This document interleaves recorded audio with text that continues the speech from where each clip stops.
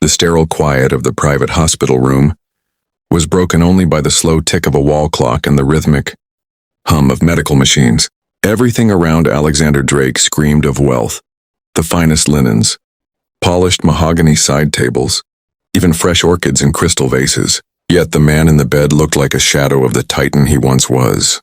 His face, once commanding, was hollowed by illness. A silk robe draped over his shoulders, but it could not conceal the frailty of his frame. Outside the wide window, the city skyline glowed, the empire he had built and ruled over. It should have been a view of triumph. To him, it was nothing but a graveyard of broken years. "Mr. Drake," the senior physician said gently, glancing at the clipboard, "with treatment we can extend your life, possibly by years." Alexander let out a rasping laugh, bitter and hollow. "Years of what? Lying here? Hooked up to machines? Watching time pass while I rot alone?" "Sir," the doctor pressed carefully, "there are advanced options. Experimental therapies. We believe. Enough." Alexander's voice, though weakened, still carried the steel that had once terrified competitors. He turned his face back to the glass. "I've bought everything there is to buy. Power, prestige, more money than 10 lifetimes could spend, but I couldn't buy my wife's forgiveness. I couldn't buy back my son's childhood. Tell me, doctor, what would I be living for?" The physician lowered his head. In the silence that followed, Alexander's chest heaved, the weight of decades pressing down. His fortune meant nothing. His life, he had decided, was already over. The next morning, the door creaked open again, but this time it wasn't the familiar shuffle of the senior staff. A younger figure stepped inside, her white coat crisp, her posture straight, and her presence immediately commanding the room without trying. Dr. Isabella Hart. Her beauty was not in polished perfection, but in the quiet strength she carried. Dark eyes that saw too much, lips pressed with determination, hair pulled back neatly though a few rebellious strands framed her face.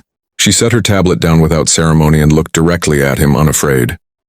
"Mr. Drake," she said, her voice firm but not unkind, "I've reviewed your case." "Another one," he muttered, not bothering to meet her gaze. "Come to lecture me into treatments I don't want."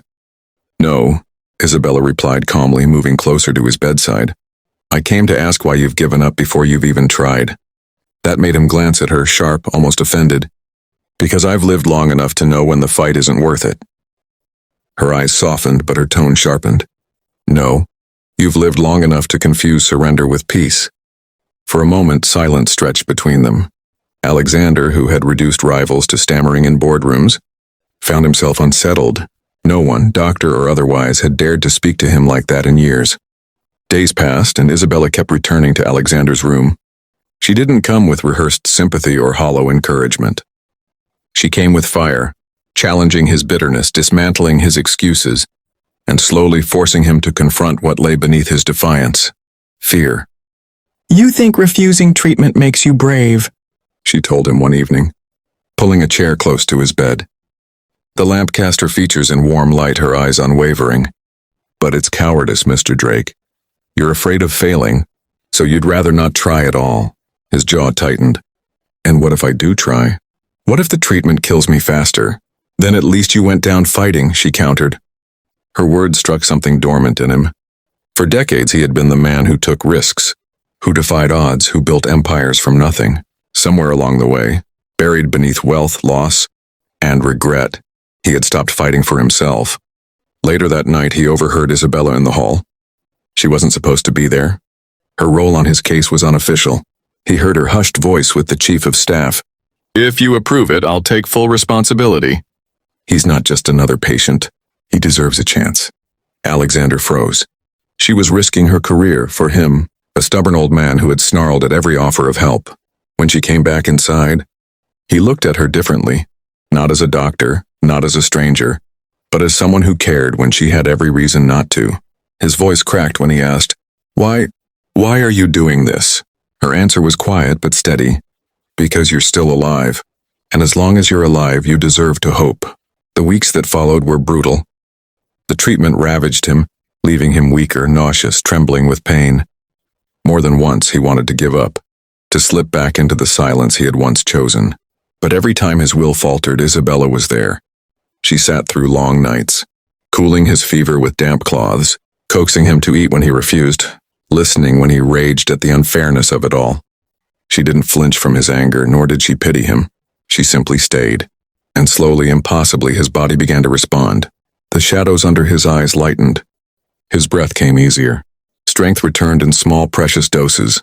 One morning, he woke to find sunlight streaming through the window. And for the first time in years, it felt warm, not mocking. Isabella walked in with her usual calm, checking his charts. But when she looked up, she found him watching her, not with the cold detachment of a man resigned to death, but with something new. Gratitude, awe, a spark of life. "You saved me," he said hoarsely. She shook her head gently. "No, you saved yourself. I just refused to let you quit." He smiled, truly smiled, for the first time in decades, and it wasn't the smile of a tycoon, but of a man rediscovering what it meant to be